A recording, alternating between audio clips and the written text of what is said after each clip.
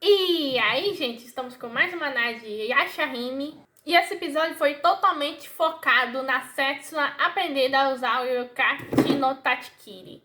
Bom, a Toya Moroha não aparece muito no episódio. A Toya meio que aparece meio que vendo como o Rico está. E meio que ela passa lavanda nos olhos dele, e meio que o Rico sente o cheiro e fala: "Ó, Toa, assim eu consigo sentir e ver essa beleza." Rico! Quantas vezes que o papai já falou pra você não pra criar Toa? E enquanto a Moroha, a Mimi ao lado de Takishi e Hachi. E meio que no próximo episódio vai ser focado nela.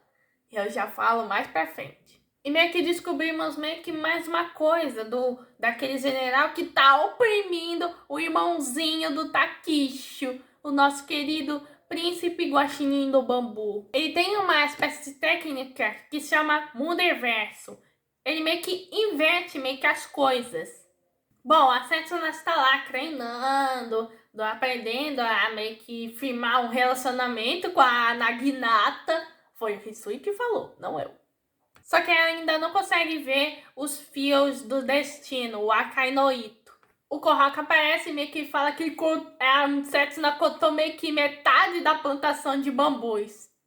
Ah, se fosse assim, com certeza a senhora Floresta Amazônica estaria perigo. Bom, já tem bambus preparados para deter o Maioaka, mas o problema, os touros, na verdade, mas o problema é o Maioaka. Aí o velhinho fala que eles colocaram uma barreira onde deuses yokais não entram. Hisui fala que espíritos como o Maioaka costumam amaldiçoar humanos que o desafiam. A Setsuna já está voando com a Kirara e aí ele vê o Gojo. Não o Gojo do Jujutsu, mas sim o Gojo, o Exterminador. E meio que ele está fazendo uma espécie de túmulo para os touros flamejantes que meio que foram exterminados. Bom, o Gozo meio que era da vila, mas ele saiu da vila quando era criança. Aí o Manoaka chega. Ele chega e diz: ou vocês entregam a bênção dos 5 grãos, ou vai ter debandada de touros. É claro que a vila meio que sofreu debandada de touros. Meio que a estratégia é que meio que a Setsuna e o Hisui meio que tentam chamar a atenção dos touros, e meio que os outros terminadores lançam neve nos touros. O Hisui até usa o osso voador para meio que causar uma espécie de avalanche para acabar com os touros.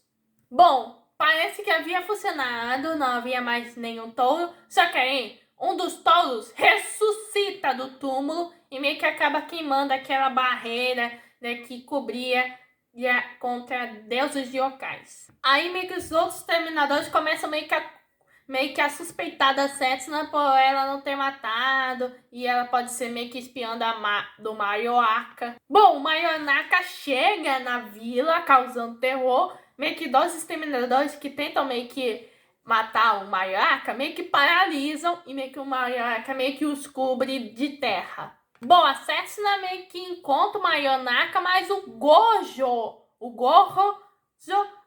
meio que desmaia ela. Mas enquanto a Setsuna estava inconsciente, ela meio que ouve uma voz de uma voz chamando o senhor Mahiruma. E meio que ela fala que uma humana não devia dizer isso, mas vamos abandonar a aldeia.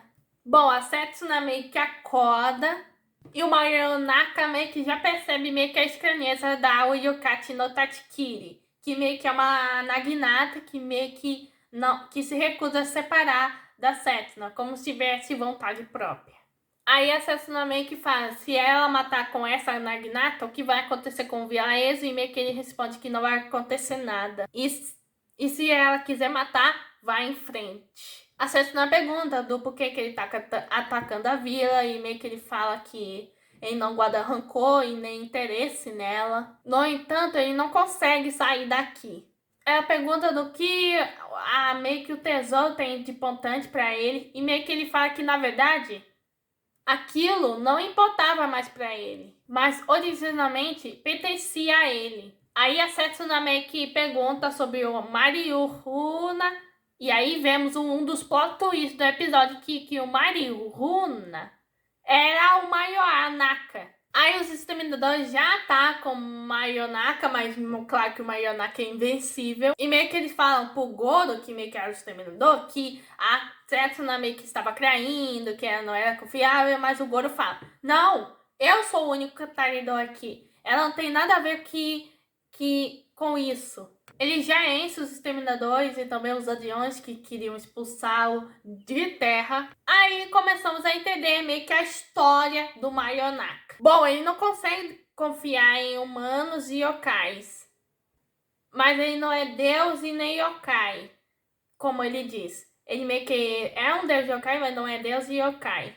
E como meio que ele transita os dois mundos, como a Setsuna, que meio que também transita nos mundos de humano e yokai, ela também pode entendê-lo. Bom, as primeiras pessoas da vila meio que eram boas pessoas. Ele gostava delas e meio que as abençoava, com campos férteis e colheitas abundantes. No entanto, um certo homem e sua filha vieram para essa vila. O homem trabalhava para um proprietário de terras e a obrigação dele é cobrir impostos para os moradores. E de repente ele se tornou o chefe da vila. E essa pessoa é o velhinho.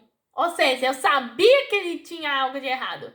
Sabia sim, porque ele meio que porque estava meio óbvio que ele era o vilão. Em um certo momento, a Royaru, que é a filha do chefe, meio que começou a visitar o santuário do Marihuma todo dia. Bom, ela pede para meio que trazer meio que comida para os moradores, porque eles não têm nada por que comer, ou seja, ainda estão com problemas de fome.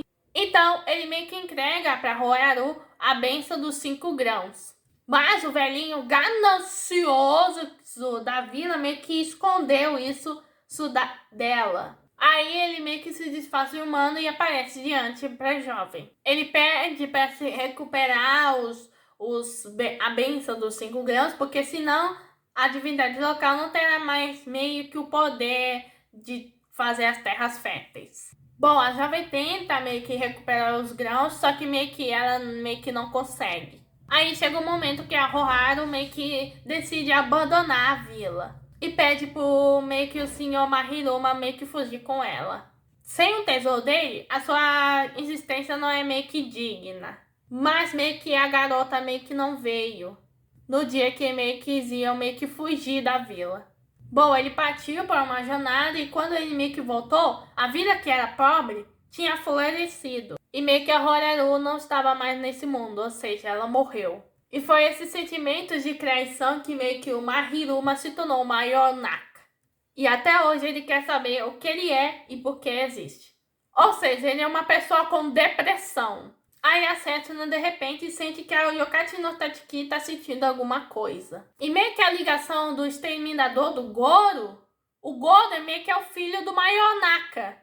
Meio que a Ohara meio que deu a luz a ele e meio que aos 5 anos o Goro vê meio que sua mãe partindo uma dessa para melhor. Isso faz do Goro o meio deus. Meio que a mãe dele falou para ele que meio que ela queria meio que encontrar ele, mas ela não encontrou ele em lugar nenhum. E ela morreu pedindo o perdão dele.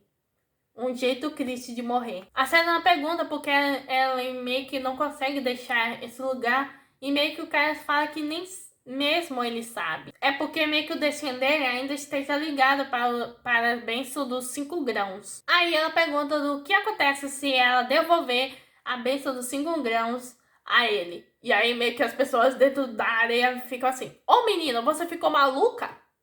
Ele fala que mesmo que ele conseguisse a bênção de volta, ele não voltará a ser uma divindade local, mas também não pretende se vingar da vila. Meio que a vila já estava destinada a se definhar. Meio que é o resultado por manterem meio que a colheita abundante para si mesmos.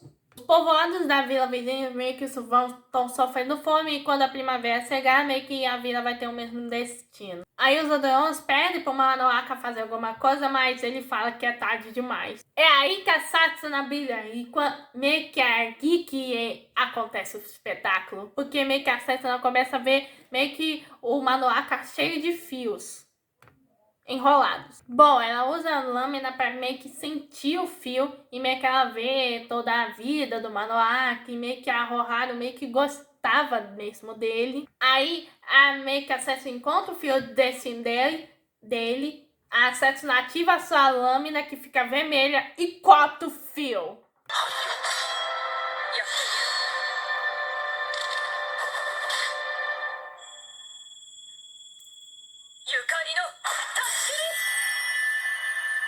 Gente, que momento incrível! E meio que não para por aí, porque logo depois, quando o fio foi solto, nós vemos a Rohara. Meio que ela era usada como receptáculo da bênção dos 5 grãos. Aí a árvore começa meio que a florescer, e meio que o Maiolaka meio que vê ele partindo, e logo depois vemos meio que a Rohara se engana e ficando triste com a partida dele. E meio que o Maiolaka se emociona, ele volta a ser o Maiorino, e meio que os dois vão pro céu. Isso aconteceu meio realmente. Ou seja, mesmo nos últimos momentos finais, a Rohara sempre amou uma Hiruma. E dá uma mensagem de quando se quer de amor, não existe certo e errado. Logo depois, quando meio que todo mundo tá indo embora, os dois caçadores meio que pedem desculpas pra ser uma boa subestimá-la. Mas tava na cara que eles queriam dinheiro, né? E meio que eles falam que mesmo não matando Deus, eles acabaram com uma coisa ainda pior. A ganância humana. E o episódio termina com a Setsu assistindo uma coisa. E bom, e a prévia do episódio meio que vai ser focada na Moroha e no Takicho. E vão aparecer Inuyasha, Agomi, Sango, Miroki. Ou seja, nós ganhamos na loteria. Bom, é isso. Se inscreva no canal, deixa o like, compartilhe o sininho e compartilhe. Aqui, Manu, Tobias e fui.